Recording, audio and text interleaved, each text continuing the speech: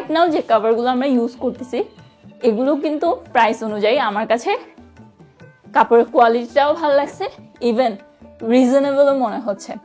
জিনিস হচ্ছে নকল পণ্য হইতে সাবধান, মানে এই ধরনের একটা ব্যাগে করে যেখানে তাদের ওনারের একটা ছবি দেয়া থাকবে, এরকম একটা ব্যাগে করে আপনাদেরকে কভারগুলো সেন্ড করা হবে। তো সেক্ষেত্রে আপনারা একটু দেখে শুনে নেবেন যাতে কেউ আপনাদের সাথে ফ্রডগিরি করতে না পারে।